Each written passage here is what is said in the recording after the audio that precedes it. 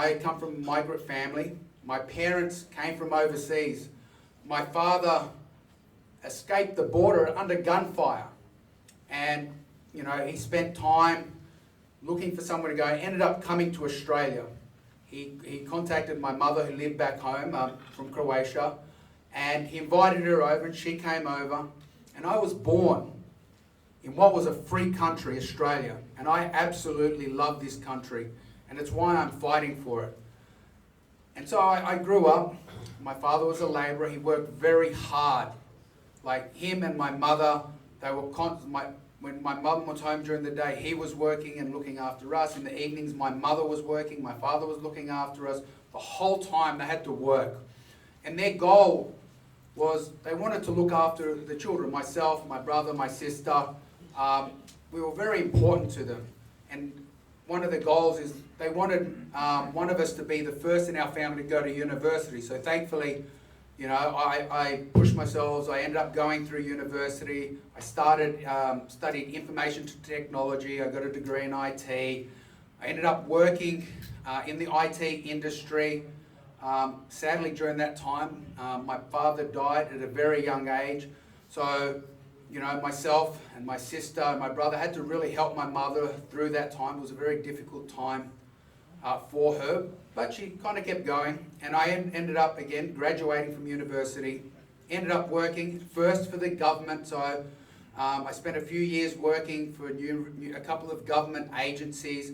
I ended up going into the corporate world. I've worked for some of the largest companies in the world: Microsoft, Qantas, Colonial State Bank, PwC. I'm sure you're all familiar with those companies. But that didn't suit me. I didn't like the culture. I did it because, as we all know, we all have to earn a living, and we do what we have to. We do what we have to for ourselves, for our kids and our families. And I reached a point where I decided I wanted to be my own boss. I wanted to do my own thing. So I ended up opening my own business. I run a martial arts school and then now a fitness gym as well. During that time, I actually ended up competing professionally. I became a professional athlete, a mixed martial arts fighter. I ended up fighting all around the world, representing Australia and really experiencing the rest of the world. And the one thing that I always took back is I was always glad to come home. I went to some beautiful places, to Rio, I've been to New York, to Montreal, to London, to Sweden, to Abu Dhabi. I've seen the world thanks to my sporting career. But as I said, every time I came home, it was a relief. This was a beautiful country. It was my home. It was free. And during that time, you know, everything was going well. I was not particularly interested in politics. My father voted Labor, so I voted Labor. I didn't really think too much about it. Then when I got to the stage where I opened up my small business, people started talking to me, well, you should be voting for Liberal. Liberal help small businesses. And I'm like, oh, really? Okay. So I kind of did the Liberal Labor swap for a little bit. But then I started thinking, I'm like, are they really making a difference? So, you know, before the election, maybe at most the week before the election, I would look at the candidates and, you know, I'm like, you know what, I'm going to try and pick an independent that I think will make a difference. And again, I did that. But again, I don't think it made much of a difference because the way our political system was designed. You know, fast forward, and then we get hit by COVID. So in the lead up to COVID, I was in the process of opening up a second business. So I have a very successful martial arts school. I wanted to now open a franchise. So what I did was UFC. I was a UFC fighter, and I wanted to open up a UFC gym because for me, a lot of the qualities that come with martial arts are amazing for children. But with martial arts, it's a very secular community, and we don't reach as many people. And I felt with the UFC gym, which is a more mainstream gym, it would give me the opportunity to take what I had in the martial arts, put it in a place which will reach more people and really spread the health, fitness, and not just physical but mental as well. So I really wanted to try and help more people. So I started getting finance for my business. I got it all in place. All my finance was pre-approved. Now, it was a big dive. I'm putting a lot of money in. I'd already put in thousands of dollars of my own money into this. I'm well and truly committed to what was happening. And suddenly COVID hit. So, it's March 2020, and then everyone starts going up into a panic, and we get shut down. Now, coincidentally, the very first week of lockdown, my business was one of the first. So health and fitness, for some reason, which I can't comprehend, is one of the first industries that shut down and one of the last that's opened. And one of the biggest messages I've seen internationally is your health and fitness affects how COVID affects you.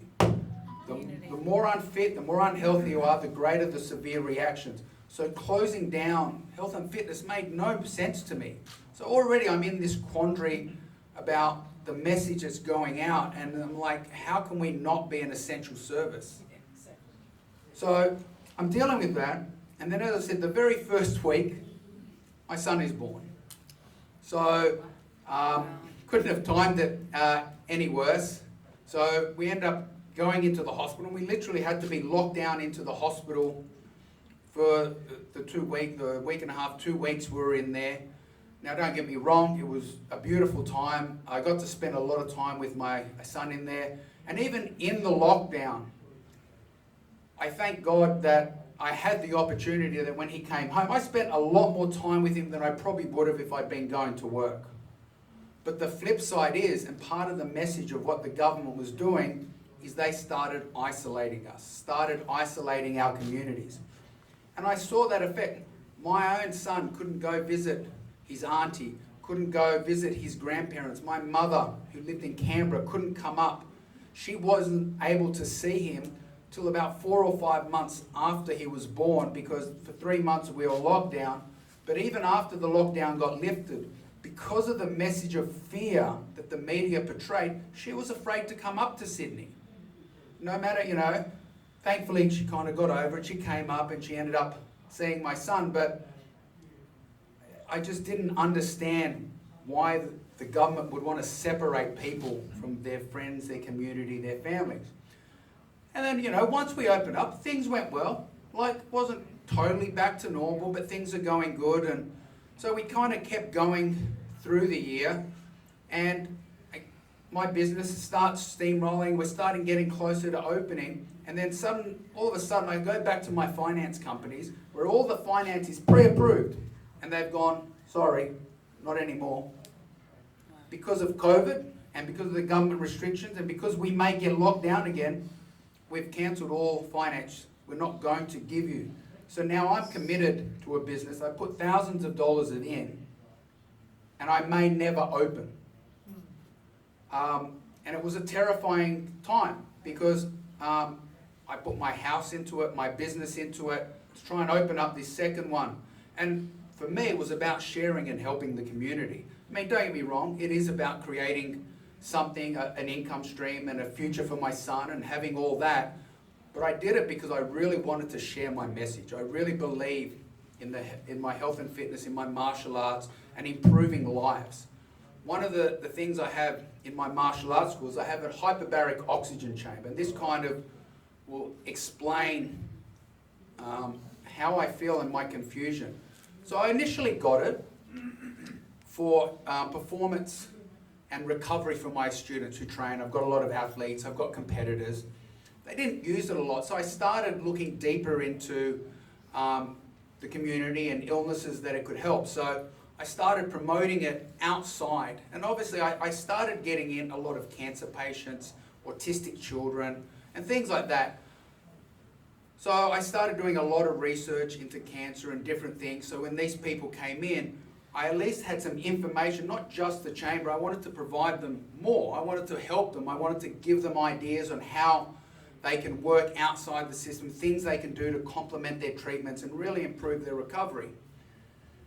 And one of the things that occurred to me at this point, at one point I just went, wow, I started realizing how many children have cancer. And I went, you know what? If there's anyone under 18, child, I will give them the use of the chamber at no charge. I go, it's the least I can do to give back. It's just a little thing. It doesn't really cost me much. I mean, I've already paid for it. I've still got to pay off the chamber. They're not cheap. And it runs on electricity, but I'm like, you know what? I don't want to take money from a child with cancer. So I'm like, well, how can I get the message out? And I did advertising and things like that, and I tried to promote it, but no one really kind of hit me. So what I did is I started contacting cancer charities. Not one, not two, dozens. I sent them emails, I made phone calls, and I'm like, I've got a hyperbaric oxygen chamber. I know it's not standard treatment, but there's a lot of evidence, there's a lot of scientific studies that it can benefit and it can complement traditional therapies. Could you please let your people know? And they're like, no, we don't do that. We just take donations. And I'm like, can you put it in a newsletter? Can you send it, email it out to your community? No, we only do that for our sponsors. So the only reason that they would take any assistance is if I gave them money. I'm offering it for free. And this really jaded me at the time. And I started seeing that more and more, particularly with the COVID situation and dealing with all that. So I kept working. I had to work really hard. I ended up getting finance, and it was very difficult. I literally have a dozen different loans that I've had to pull up with horrendous interest rates from 4% up to 16%. But it's what I had to do. It's the only way I could survive. But I did it. I finally did it. I got all the finance in. I built my gym. We opened it up. And then I don't think it could have been any worse. A week after I opened, I got shut down again because of COVID. Then I had all these finance companies telling me they want my money. I'm like, I have nothing. Thankfully, I was able to negotiate a freeze on my repayments after they'd taken a couple out, of course. But then they were going to back end it. They're still charging me interest while I'm closed. I'm like, as long as I can stay open and keep going, I'm going to keep doing it. And then one of the things I did was I took the government grants. I went in, I did all the online grants. I tried to apply for as much as possible. I wanted to not only keep my businesses open, but I wanted to keep my staff. Like, I've got some fantastic staff. I wanted to be able to help them. I wanted to make sure they had a job at the end of this. And so I put in all these grants, and I got them all. I got a fair bit of money, not enough, but it was something. And then as soon as the lockdown's over, the New South Wales government's going, we're going to audit you now. And I'm like, for what? They're grants. We're going to make sure we haven't given you too much money. Of course they've given me too much money, and I've got to give back about half of it. Oh, you're joking. The worst thing is I've already spent it. I put it in wages, I put it in paying off bills and debts and things like that. So now I'm in an even worse situation. Thankfully, I can still operate. My businesses are going well. So this is not a sob story. I'm not complaining, but I just want you to understand everything you're going through, I'm going through too. So I want to change things as much as you guys, because I need it not just to help my community, but to help me, but more importantly, to help the future of my son and to help the future of all the other children.